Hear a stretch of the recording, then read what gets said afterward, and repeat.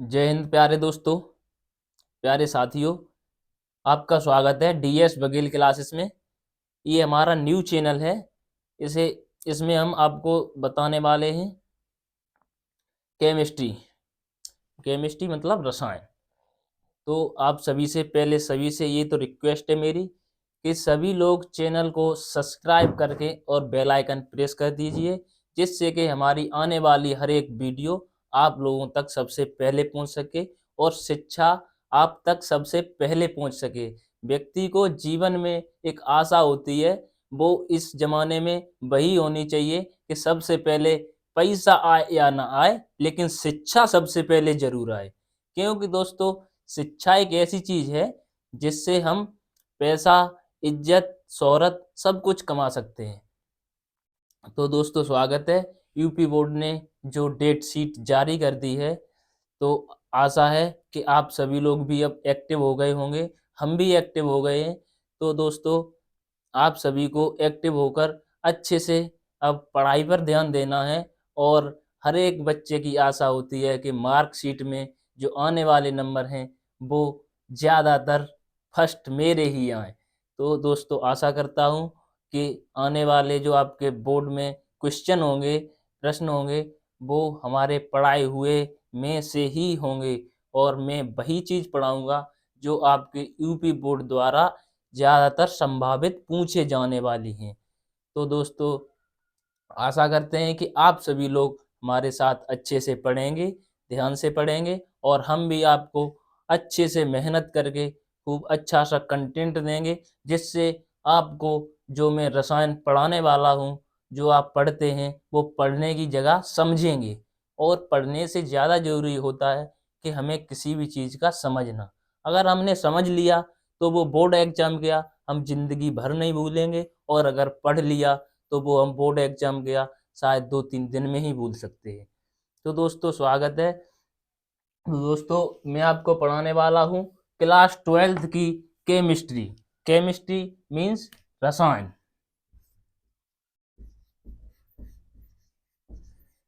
रसायन को पढ़ाने वाला हूँ। रसायन दोस्तों में पता होना चाहिए कि जो रसायन है, जो हम वस्तुएं उपयोग करते हैं, वो किसी न किसी रसायन से ही बनी हुई हैं। आप किसी भी चीज को ले लीजिए, आप प्लास्टिक की बनी हुई वस्तुएं हुई, आप जो मेडिसिन बनती हैं वो भी सभी रसायन की बनती हैं। जो कृषि पर हमें पता है, इस हमारे यूट्यूब चैनल पर ज़्यादातर कृषक परिवार के ही बच्चे वीडियो देखेंगे, कोई हाई सोसाइटी का बच्चा नहीं देखेगा। तो हमें आशा करते हैं कि वो ज़्यादातर कृषि से जुड़े होंगे, क्योंकि हमारे भारत 70% से भी अधिक अब कृषि पर डिपेंड है। तो उन्हें रसायनों के बारे में पता होगा। जो वो खादें छिड़कते हैं वो भी रसायन है। तो रसायनों में हम चैप्टर स्टार्ट करने वाले हैं कार्बनिक रसायन में। कार्बनिक रसायन, ऑर्गेनिक केमिस्ट्री। ये हमारी केमिस्ट्री बिल्कुल ऑर्गेनिक केमिस्ट्री बेसिक से रहेगी। बेसिक से कि इसके फादर कौन है, ये कैसे, इसे हमने क्यों पढ़ना चाहिए, और हम वो रीजन भी बताएंगे। पढ़ाई में यदि कोई एग्जामिनर भी आता है, जब आप इंटरव्यू देंगे तो उसमें देखेंगे वो एक ही चीज पूछेगा।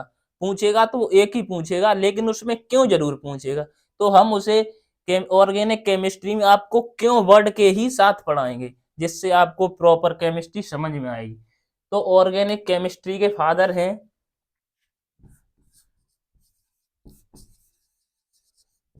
Father of organic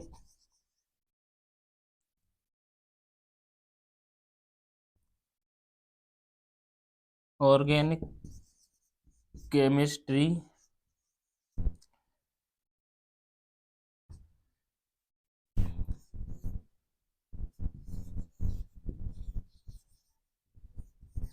Frederick Wohler. ये जो फ्रेडरिक वोलर हैं, ये कार्बनिक रसायन के फादर्स माने जाते हैं।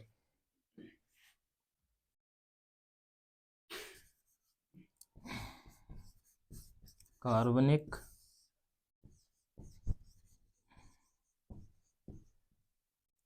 रसायन की पिता।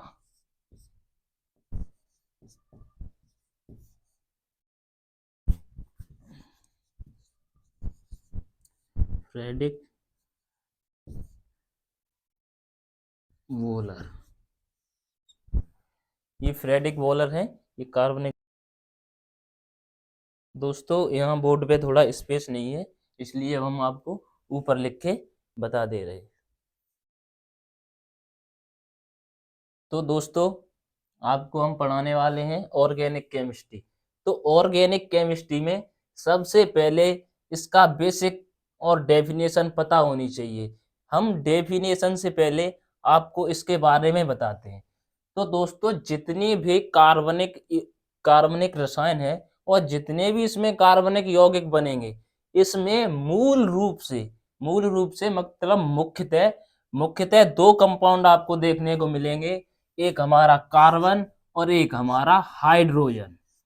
ये दो ऐसे एटम हैं, ये दो ऐसे तत्व हैं, एलिमेंट्स हैं कि इनका उपयोग कार्बनिक रसायन में प्रत्येक यौगिक बनने में हुआ है, और प्रत्येक यौगिक बनने में हुआ है जिससे आपको इनमें कुछ और एलिमेंट्स भी देखने को मिलेंगे, जिसमें हमारा नाइट्रोजन होगा,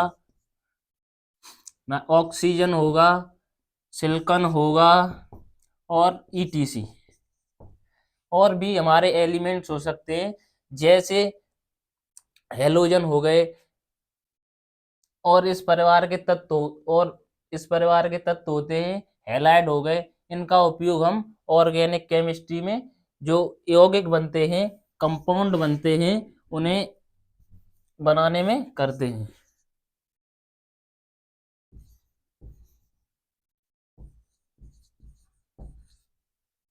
कंपाउंड जो बनते हैं, यौगिक बनते हैं, इन यौगिकों बनने में इन तत्वों का उपयोग किया जाता है। तो इन तत्वों का उपयोग किया जाता है, तो हम इनमें सबसे पहले पढ़ेंगे एल्कीन, एल्केन, एल्काइन, ये कैसे बनते हैं। ये हमारी ऑर्गेनिक केमिस्ट्री का बिल्कुल बेसिक है। तो दोस्तों मैंने आपको समझा दिया है कार्बनिक रसायन का बेसिक। तो कार्बनिक रसायन की अब हम परिभाषा लिखेंगे। तो दोस्तों आप मेरे साथ साथ कार्बनिक रसायन की परिभाषा लिखते जाइए।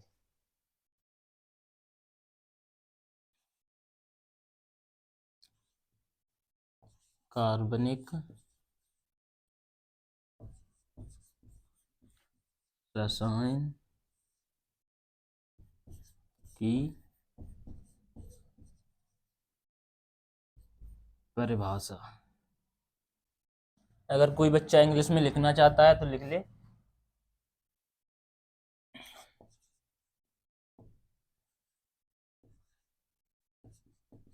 Definition of organic chemistry. मैं साथ साथ इसीलिए बोलता जाता हूँ कि अगर कोई भी वर्ड मिस्टेक हो रहा हो तो बच्चा अपनी आसानी से लिख सकता है। तो कार्बनिक रसायन की परिभाषा है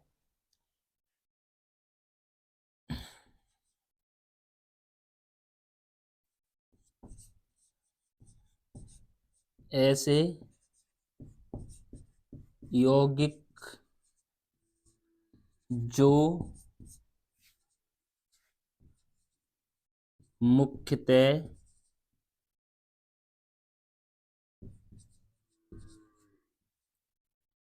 कार्बन तथा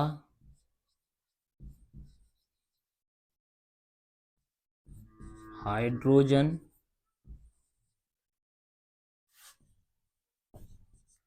के संयोग से बने होते हैं,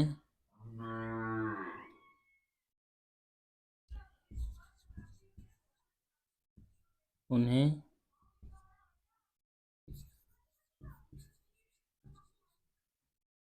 कार्बनिक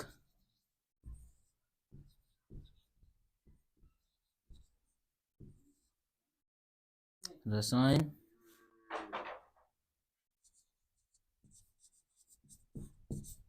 कहते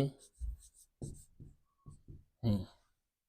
इसकी दूसरी परिभाषा है वो ये रहेगी, दूसरी परिभाषा है वो ये रहेगी, कार्बनिक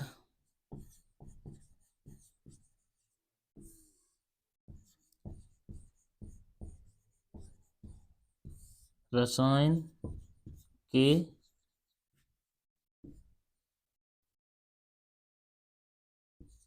अंतर्गत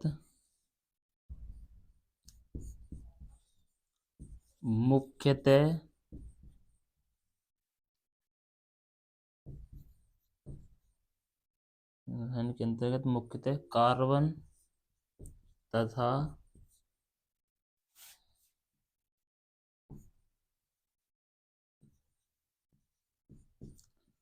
हाइड्रोजन के हाइड्रोजन से बने यौगिकों का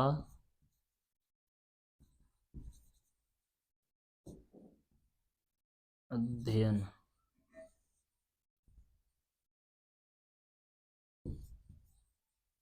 किया जाता है। ये हमारी दो परिभाषाएं, ये हमने इसलिए लिख दी हैं जिस बच्चे को जैसी परिभाषा अच्छी लगे या जिससे वो आसानी से समझ सके या आसानी से याद हो सके, इसलिए हमने दो परिभाषाएं लिख दी हैं। बच्चा कोई सी भी परिभाषा याद कर सकता है और लिख सकता है। तो हम थोड़े साइड में हो जा रहे हैं, तो आप दो बच्चे इस परिभाषा को लिख सकते हैं। दोस्तों मैंने ये परिभाषा आप लोगों की उतार ली होगी, नोट कर ली होगी। तो हम आपको बता रहे हैं जैसे यौगिक कैसे बनते हैं। जैसे जो बच्चा इंग्लिश में लिखे वो एग्जाम्पल लिख ले। एग्जाम्पल है CH4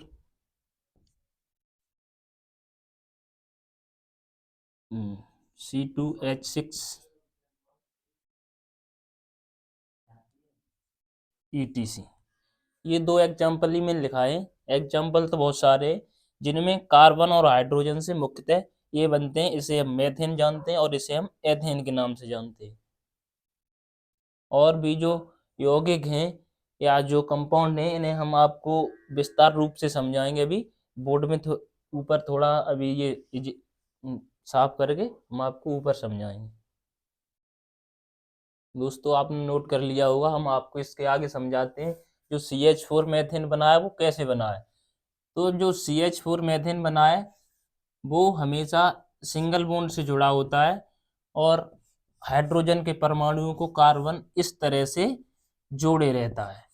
ये आपने पहले ही पढ़ा होगा कि इलेक्ट्रॉन का आदान प्रदान फर्स्ट ईयर में ही पढ़ लेते हैं हम। फर्स्ट ईयर मतलब 11th में ही पढ़ लेते हैं, जब हम पढ़ते हैं कि एक अपना ये इलेक्ट्रॉन और एक कार्बन अपना इलेक्ट्रॉन देता है, तो इससे ये एक बॉन्ड का निर्माण करते हैं। ये सिंगल बॉन्ड जो लगा है दोनों के, एक इसके इलेक्ट्रॉन को हम x मान लेते हैं और इसके इलेक्ट्रॉन को हम 0 से प्रदर्शित कर लेते हैं, मतलब नॉट, जो आपको अच्छा लगे उससे मान लें। तो ये जो बॉन्ड होता है ये इन दोनों के संयोग से बनता है। तो हमने पढ़ा होगा जो हम अकार्बनिक रसायन इनऑर्गेनिक केमिस्ट्री पढ़ी थी, तो हम उसमें देखा था कि जो कार्बन होता है इसकी वैलेंसी 4 होती है। वैलेंसी मतलब संयोजकता, संयोजकता।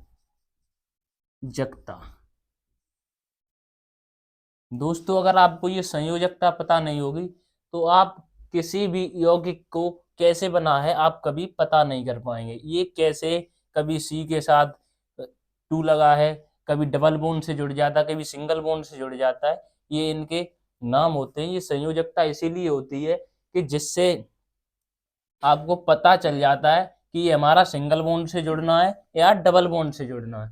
तो आपको बता दें ये जो मेथेन बना है इसका एक नाम है जिसे हम कहते हैं मेथेन, मेथेन कहते हैं। तो ये मेथेन जो है ये सिंगल बॉन्ड जो हाइड्रोजन के 4 परमाणु है, ये संयोजकता सी कह रही है कि हमें 4 बॉन्ड से जुड़ना है।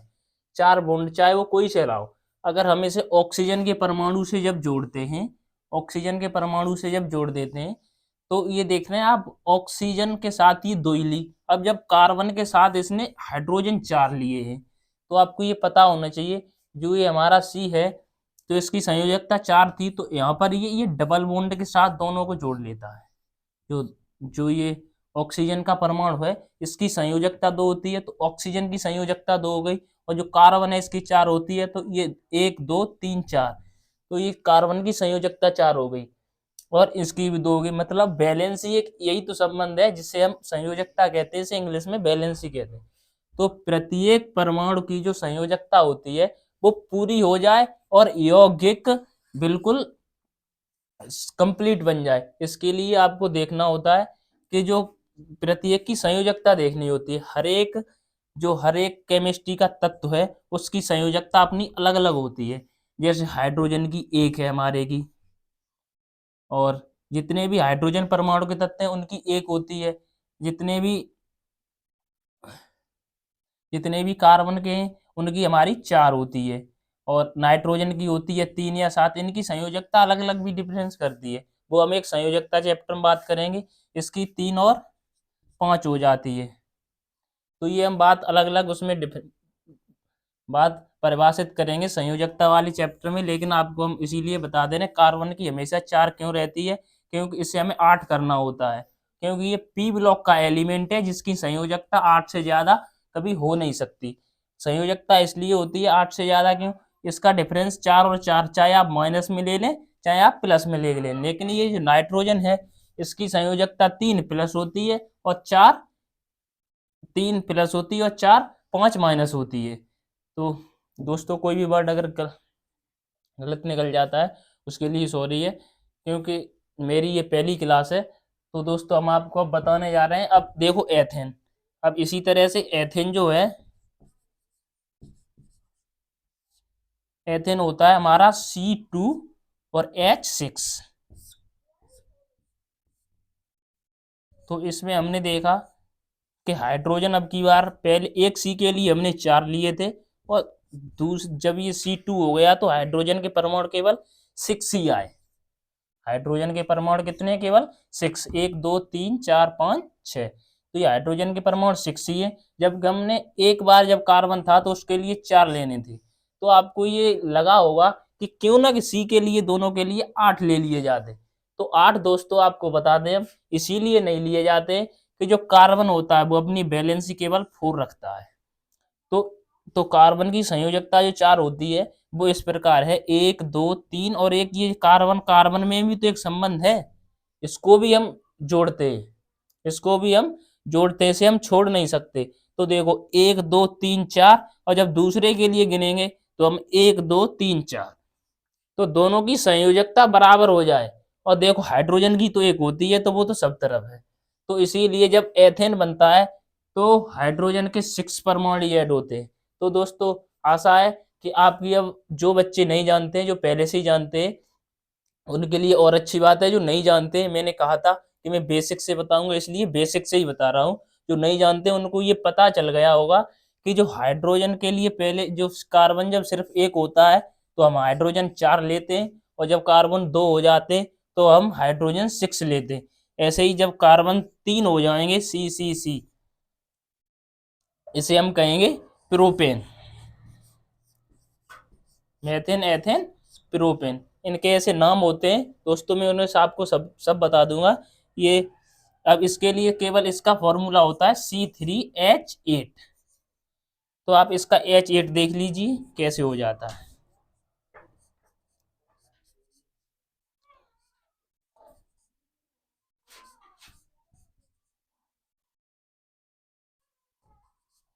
इसका H8 है वो इस तरह से है, तो इस तरह से अब कार्बन की वैलेंसी आपको सोचना चाहिए कि ये 12 हो जाता, क्योंकि सी के लिए 1 के लिए 4 लिया था, ये 12 हो जाता। अगर आपको इसमें नहीं समझ में आया होगा तो आप इसमें देखिए, ये जो कार्बन का तीसरा परमाणु हमने आपको बताया प्रोपेन, इसका जो तीसरा आगे बढ़ के नंबर है, तो अगर आप सोच रहे हो कि इसके साथ कार्बन 12 हो जाते हाइड्रोजन, तो हाइड्रोजन 12 नहीं होंगे, क्योंकि हमें अपने कार्बन की जो बैलेंसी होती है, संयोजकता होती है, उसे बैलेंस करके रखना होता है। तो बैलेंस करने के लिए हमने देखा कि कार्बन को पहले 3 एक सिंगल लाइन में लिख लिया, क्योंकि हमें केवल प्रोपेन बनाना है, प्रोपीन नहीं। अगर प्रोपीन कह देंगे दोस्तों, यहाँ पर स्पेस नहीं था इसलिए एक कोने में समझा दे रहे हैं। इधर हमारे जो हाइड्रोजन के परमाणु थे वो इस तरह से कार्बन से जुड़ते हैं, और क्यों जुड़ते हैं वो भी मैं आपको बताऊंगा, क्योंकि मैंने पहले ही वीडियो में कहा था मैं हर एक क्यों का वर्ड आपको बताऊंगा, क्यों का अर्थ क्या है। तो हमारे ये हाइड्रोजन के परमाणु थे, तो वो हाइड्रोजन के परमाणु ये है कि ये कार्बन की वैलेंसी की संतुष्ट करने के लिए लगे हैं। मतलब एक आदमी को जब तक उसे पूर्णतः भोजन नहीं मिलता वो संतुष्ट नहीं होता, उसकी प्यास जो होती है, प्यास लगी है उसे, अगर प्यास पूरी नहीं होगी तब तक वो संतुष्ट नहीं होगा।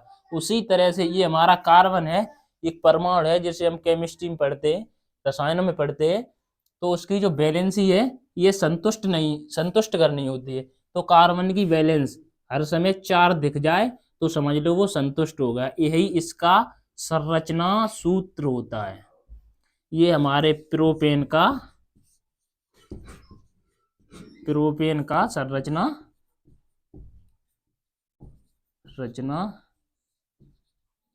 सूत्र है। और ये जो हमारा C3H8 लिख देते हैं, ये हमारा गुण सूत्र है या अणुसूत्र है, इसे हम दोनों ही नाम दे देते हैं।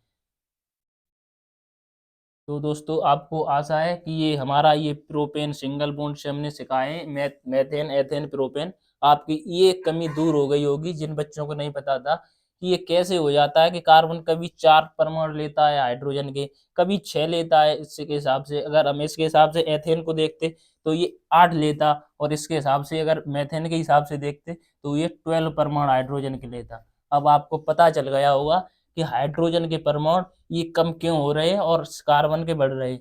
आपको बस यही देखना होता है केवल कार्बनिक रसायन में कि प्रत्येक प्रत्येक जो ऑर्गन है, वो प्रत्येक जो एलिमेंट्स है, तत्व है, उसकी हमें बैलेंसी संतुष्ट करके रखनी होती है। हमारा यौगिक कंप्लीट पूर्ण हो जाता है। यदि इसे कोई न माने तो आपको उस पर तर्क भी करना चाहिए। तो दोस्तों ये मैंने आपको समझा दिया है, आप आशा करते हैं आप समझ गए होंगे। तो मैं इस साइड से हो जा रहा हूँ, आप इसका स्क्रीनशॉट लेना चाहें तो स्क्रीनशॉट ले सकते हैं, या जो भी बच्चा नोट करना चाहता है वो नोट भी कर सकता है। दोस्तों आपने नोट कर लिया होगा।